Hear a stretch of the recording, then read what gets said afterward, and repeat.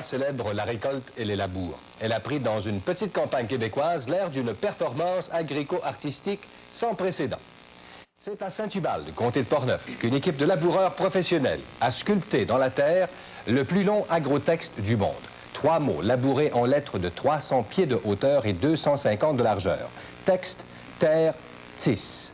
Chante à la fois la rupture avec l'écriture traditionnelle et la redécouverte d'un métier ancestral trop peu glorifié. Jean-Yves Fréchette, écrivain, concepteur du projet et auteur de ces 3 mots, nous en explique la signification. Terre, tis, un texte sur la terre se tisse. Et le dernier mot, me semble-t-il, est assez important parce qu'il y a une référence à la fois au travail ici des hommes qui, dans les champs, tissent du texte, mais aussi traditionnellement dans la structure culturelle agricole québécoise, les femmes qui tissaient aussi sur le métier. L'écriture n'avait pas intégré le fait qu'on avait peut-être envoyé des gens sur la Lune. Il me semblait qu'il fallait changer de dimension. Et c'est peut-être ce que les laboureurs de Saint-Ubalde ont voulu dire. D'abord qu'il ne suffisait plus d'écrire sur une feuille 8,5 par 11. Il s'agissait peut-être d'avoir une feuille qui aurait peut-être 1 mille de long et 2 arpents de large. En 82, hein, on était vintage. Vous avez vu, les vidéos, on les passait tous au filtre d'Instagram. C'est génial. Hein? Et on travaillait ensemble aussi, déjà, un peu. Il y avait 30 cultivateurs dans le projet. Je n'étais pas tout seul. Et on écrivait des grosses affaires. Mais il n'y avait pas d'encre. Et ce qui était étonnant là-dedans, c'est de voir qu'il y avait la matrice d'un algorithme qui allait me suivre pendant très, très longtemps. Au fond, écrire, qu'est-ce que c'est? Écrire, ce n'est que tracer des signes sur une surface. Quand vous allez à l'école, que font les profs? Ils se disent, on va regarder les signes, les mots. Quel est le sens des mots? Quel est le son qui est derrière. Mais personne ne pose la question des outils traceurs et des surfaces tracées. Et dès qu'on embarque là-dedans, dès qu'on change son stylo bic pour une charrue, ou dès qu'on change la feuille du cahier Canada pour un champ qui a 1 mille de long, immédiatement, on bascule dans le champ de l'art. Et je me suis mis à faire des variations sur, une variable au fond, sur la dimension des feuilles. Un jour, j'ai soumis l'idée aux 10 000 élèves de la commission scolaire de la Beauce et de Chemin de prendre une feuille qui aurait 3 pouces de large et de les convaincre, tout le monde, d'écrire leur dernière composition française sur cette bande de papier. On les a réunis, rassemblés sur un rouleau, on les a reliés. Et on a pris ce texte-là et on l'a déroulé pendant 160 kilomètres de Jackman aux États-Unis jusqu'à Lévis. Et puis après, je me suis dit, tiens, en 84, c'était l'année internationale des communications. Et déjà, je commençais à sentir qu'il y avait quelque chose d'important qui flottait dans l'air et qui était différent. Le numérique commençait à faire son apparition, mais aussi les préoccupations carrément écologiques. Alors, j'ai voulu, dans un espèce de rassemblement symbolique, faire un truc où l'informatique verte, au fond, puisse s'inscrire déjà dans le développement durable. J'ai installé avec des collègues un immense périscope qui a permis de détourner le rayon de soleil depuis le faire entrer dans le complexe G, de l'entrer dans le puits vide d'ascenseur, de monter en haut jusqu'au 31e étage. Et là, il y avait un miroir suspendu dans le vide de la cage d'ascenseur aux 45 degrés qui ramenait le rayon de soleil au 31e étage. Le rayon de soleil frappait une cellule photoélectrique et là, l'imprimante se mettait en marche et un texte collectif se mettait à s'écrire. Et quand on a fait le lancement de ce livre-là, parce qu'on l'a lancé, il y avait le ministre des Communications d'alors qui était là. Bien évidemment, on s'amusait. Et il y avait quelqu'un dans la salle qui avait un regard amusé et attentif. Je ne sais pas si vous le voyez, un monsieur avec une barbe qui tient un veston comme ça. Le reconnaissez-vous? C'est Régis Labaume. Il fut un jour mince, svelte et élégant.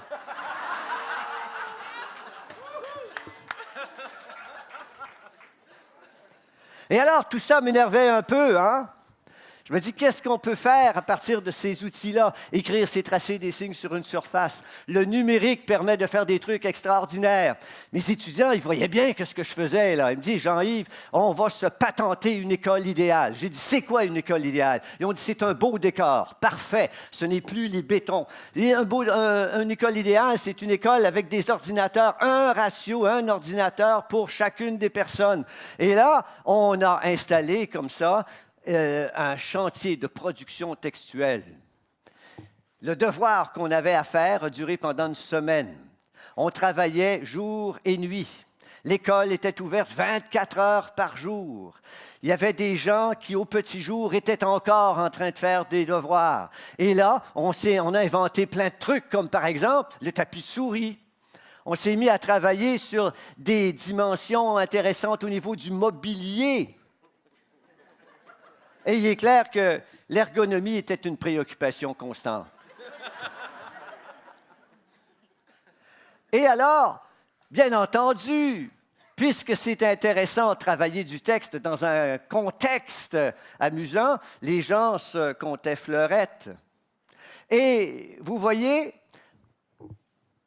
sur le 4e de couverture, on pouvait lire ceci. Imaginez l'été, imaginez la pleine lune, imaginez un champ, dans un champ, 20 ordinateurs au clavier desquels travaillent autant d'écrivains et d'illustrateurs. Imaginez alors une fête du texte, un party, réunissant dans une folle entreprise d'écriture des mots et des images venus de 19 pays.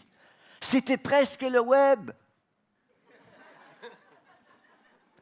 Et là, ce qui était amusant, et les gens ne comprenaient pas, à tous les jours, il y a un cultivateur qui venait et lui labourait un petit bout.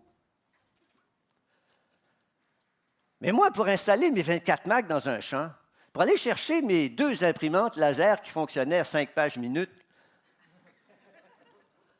il fallait que je donne quelque chose. J'avais un commanditaire. Et mon commanditaire m'a dit, écoute, ça me suffit, tu me laboures le plus grand logo corporatif au monde et je te prête ces trucs-là pendant une semaine.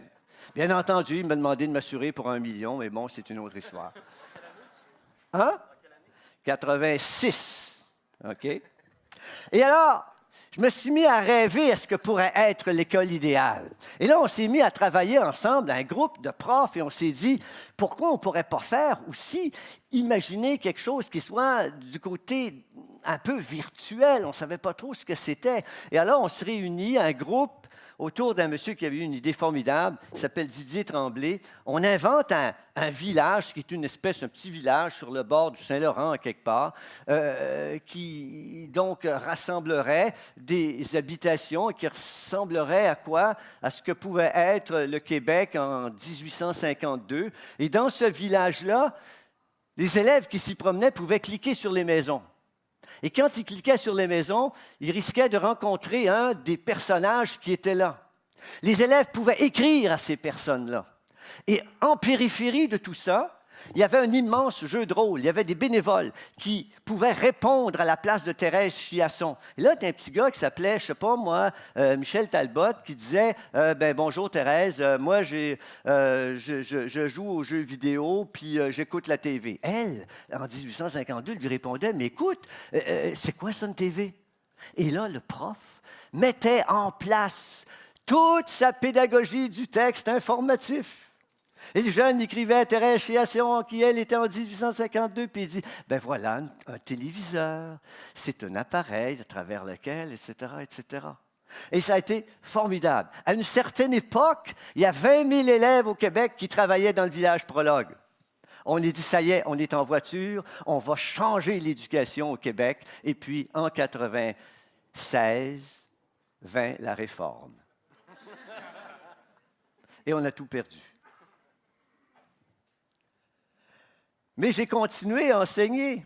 Puis là, je suis devenu, enfin, au fond, mon propre patron au Cégep Garneau. Et puis là, je dérangeais tout le monde. Évidemment, je faisais comme ma tête. Et là, je me suis dit, on va faire des trucs intéressants. Et comme je pensais que la meilleure façon de créer un apprentissage véritable, c'était de placer mes étudiants dans des conditions d'exercice de l'écriture qui ressemblaient à toute fin pratique à ce que font les véritables professionnels, un jour, il y a eu cette grande déclaration qui était un événement qui était organisé par l'Institut du Nouveau Monde. Il y a un colloque qui arrive au collège. Je dis à mes étudiants, on va couvrir le colloque. Et alors, ce jour-là, le cours a duré un peu plus longtemps que d'habitude. Ça a commencé à 9 h et ça s'est terminé à 23 h le soir, au moment où les agents de sécurité viennent nous mettre dehors parce qu'on ne peut plus travailler. C'est le temps de mettre la clé sur la porte. Mais entre-temps, on a eu le temps de faire ceci. Et c'était un truc, ça ressemble, bon, grosso modo, vous allez me dire, c'est pas parfait, mais on voulait imiter la Presse Plus déjà. Au matin, il n'y avait rien. OK, il n'y avait rien. Et pendant toute cette journée, on a réussi à monter, à couvrir chacun des événements du colloque. Et là, j'avais une équipe, j'avais une véritable équipe de journal. J'avais des photographes, j'avais des vidéastes, j'avais des gens, j'avais un rédacteur en chef, j'avais un chef de pupitre, j'avais des gens qui avaient fait des mots croisés, bien entendu. Et l'idée là-dedans, je capotais, je me dis, hey, au matin, il n'y avait rien et au soir, il y avait tout. Et je pense qu'on peut faire ça dans nos écoles. Et au moment où j'ai trouvé la clé, la formule, j'ai pris ma retraite. Et là, je me disais, mes étudiants me faisaient de si beaux devoirs avec de l'encre. Ils me faisaient de si beaux poèmes. Et je suis parti du collège avec beaucoup de nostalgie, jusqu'au jour où j'ai rencontré un autre oiseau. Et là, j'ai capoté. Imaginez, dans Twitter, on ne peut pas écrire plus de 140 caractères. Les gens vont dire, mais 140, c'est bien trop petit. Non, pour écrire des niaiseries, c'est beaucoup trop déjà. Mais pour écrire du texte véritable, c'est déjà pas mal. Et quand on prend 140 et qu'on le divise par 10, on obtient quoi? On obtient 14. Il y a combien de vers dans un sonnet? Il y a 14 vers dans un sonnet. 14, c'est 2 semaines. 14, c'est Carbone 14. 14, c'est le 14 juillet, la fête des Français.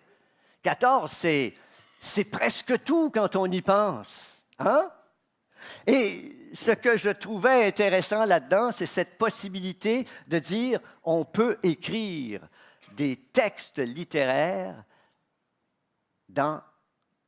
exactement sur une page qui ne contient que 140 caractères. Et là, on renoue avec quoi?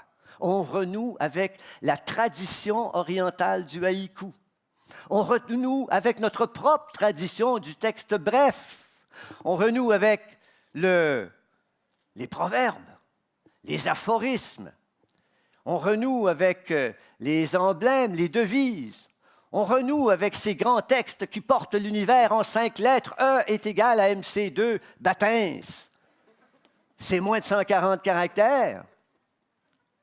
Les grands vers de Corneille. Je suis jeune, il est vrai, mais aux âmes bien nées, la valeur n'attend pas le nombre des années. C'est 140 caractères.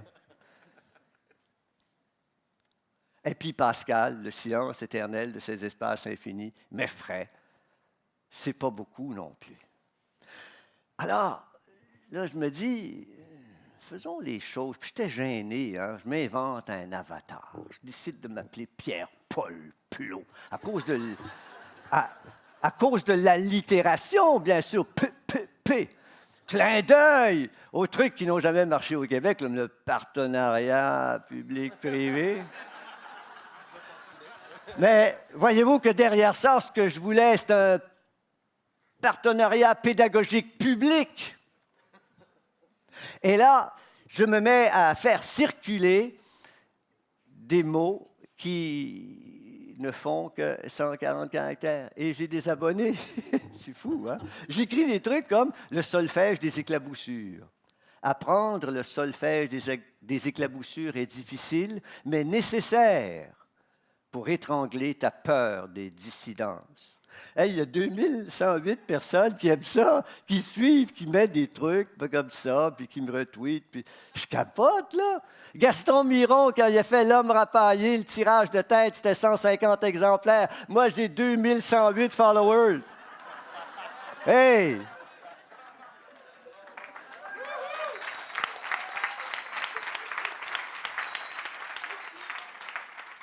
Et là, je me promène sur Twitter, bien sûr, et je rencontre les images d'un photographe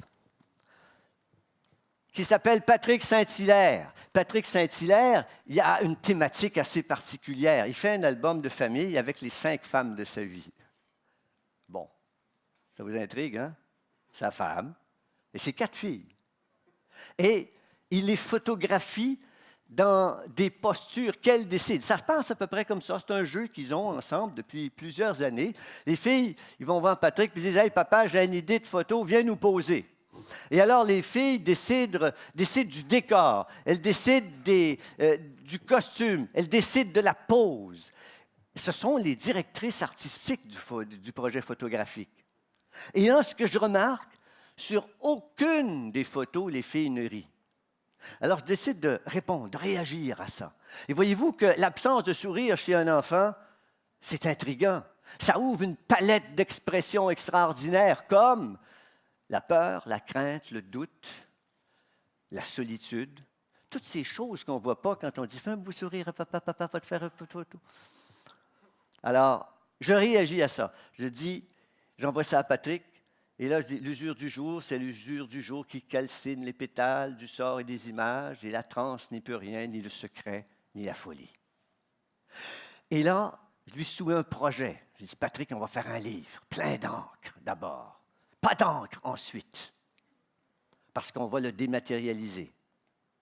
Et alors, le projet était le suivant, 140 photos, 140 tweets de 140 caractères, qui vont tenir dans 10 chapitres de 14 photos, et le titre va comporter 14 syllabes.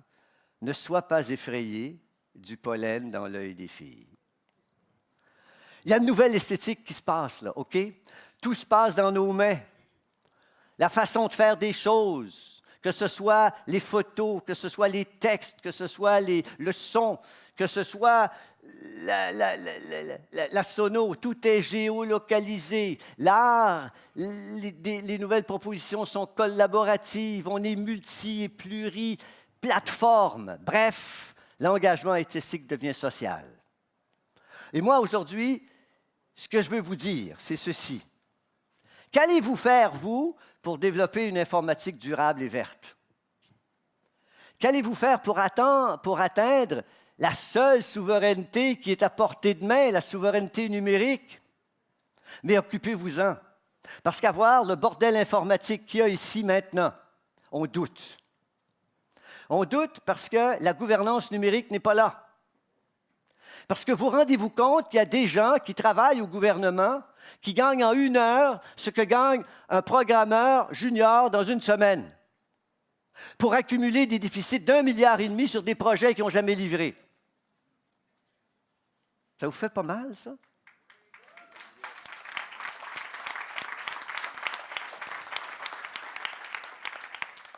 Et là, je me dis, il faut changer de posture mentale. Pas vous, vous êtes dedans. Mais les autres autour de vous qui sont là. À chaque fois que vous codez une ligne, dites-vous qu'il y a une portée sociale derrière ça. Et que si vous n'en êtes pas conscient, vous allez faire le travail de vos patrons qui vont faire de l'argent à votre place et que votre engagement citoyen va toujours être un engagement mitigé. Le numérique a été inventé par l'homme pour rendre le monde meilleur et occupez-vous-en. Merci.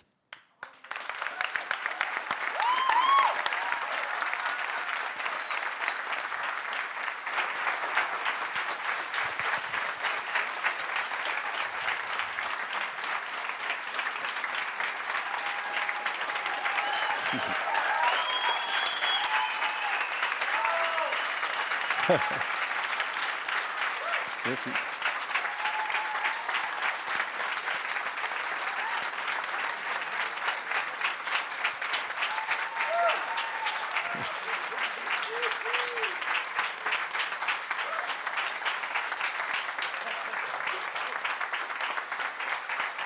Merci.